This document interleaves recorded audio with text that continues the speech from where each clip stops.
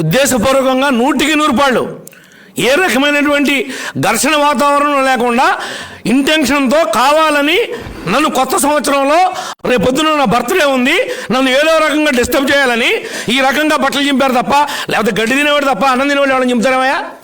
నేను ఇంతకంటే ఎక్కువ ఇష్యూలు ఉన్నాయి. ఎప్పుడైనా నా షర్ట్ చిరిగిందా? ఏ పోలీసులు ఇప్పుడు నన్ను ప్రివెంట్ అరెస్ట్ చేయలేదా? ఎలా హ్యాండిల్ చేయాలో తెలీదా?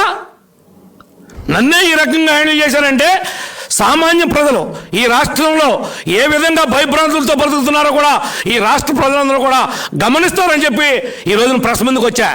వాడు చించింది నా బట్టలు కాదు, ప్రజాస్వామ్యం యొక్క బట్టలు ఇవి. నాది చింపానని జబ్బులు తెలుసుకోవచ్చేమో, నువ్వు చింపి భయపెడదామని చూస్తున్నావేమో. ఎవడో భయపడ్డ నీకు, నీ ప్రభుత్వానికి, నీ చేతగాని పరిపాలనకి ఎంట్రీకి కూడా వాడదు. ఎవడో కూడా భయపడ్డాను కూడా మళ్ళీ చెప్తున్నా.